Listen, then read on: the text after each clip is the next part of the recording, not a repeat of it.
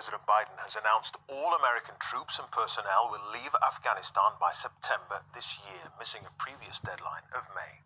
The UK is expected to follow, pulling out 750 British soldiers at the same time. The Afghan conflict has been America's longest war, and at one point 100,000 US soldiers were deployed. Currently, there are around 2,500. But the Speaker of the Afghan Parliament has warned that the withdrawal could lead to a civil war.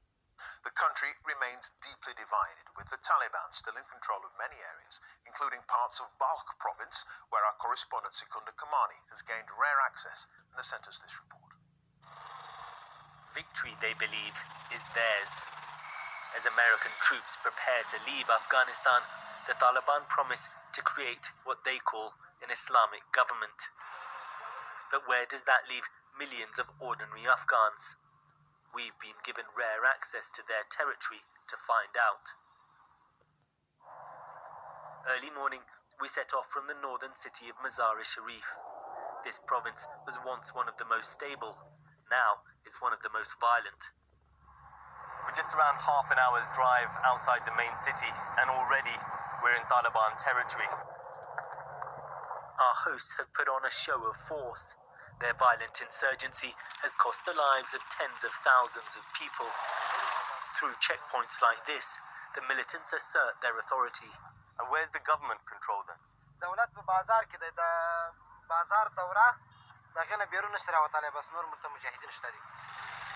US troops will be withdrawn later this year, but the fighting here will likely continue. Negotiations between the Taliban and Afghan government have achieved little so far. For the past year, you've not been fighting against the Americans. You've been fighting against other Afghans, other Muslims. د دولت سره زموږ مخالفت په د اسلامي نظام دی چې موږ په جهاد مامور یو تر څو چې دوی زموږ هغه خبره مني.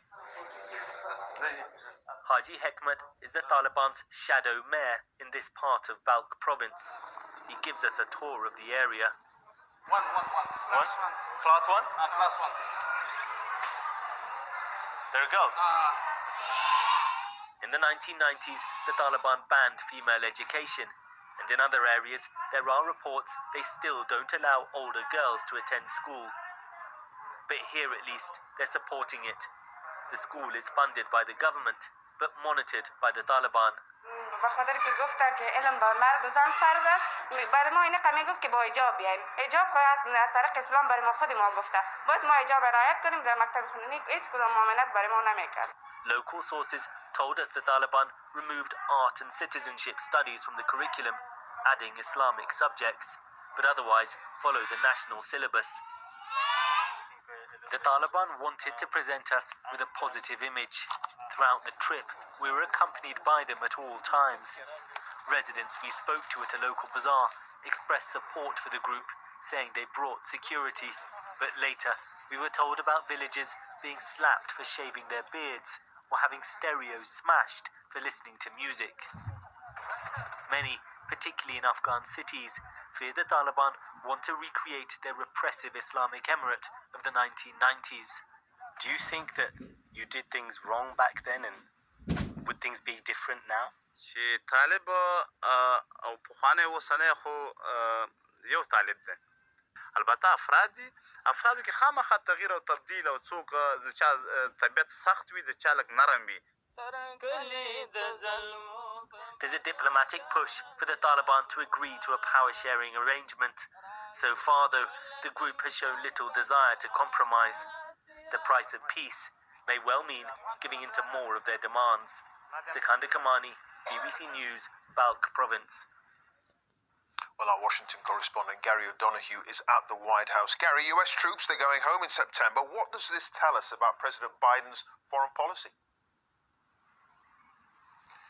Clive, this is part of a wider pivot away from America, focusing on international terrorist groups like Al-Qaeda and more onto what it calls the strategic longer-term threats from competitors and adversaries such as China and Russia. But it's also a recognition in America, in a sense, it's achieved what it can achieve in Afghanistan. It's trained an army of more than 300,000. It's degraded and dispersed Al-Qaeda. In that sense, the score that was 9/11 has been settled 2 decades on.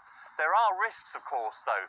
For example, those in the administration here were also around in 2011 when they drew down troops from Iraq. And of course, that led to the vacuum where ISIS took over in Syria and Iraq.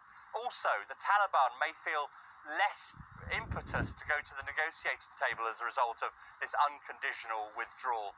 And of course, the Speaker of the House here, Nancy Pelosi, a Democrat, warning that the progress made for girls and for women in Afghanistan, that could all be at risk.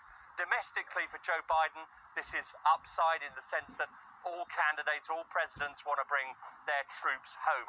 But if any of those negative consequences start to build up, then that smart politics may start to look a little less smart. Okay, Gary, thank you for that. Gary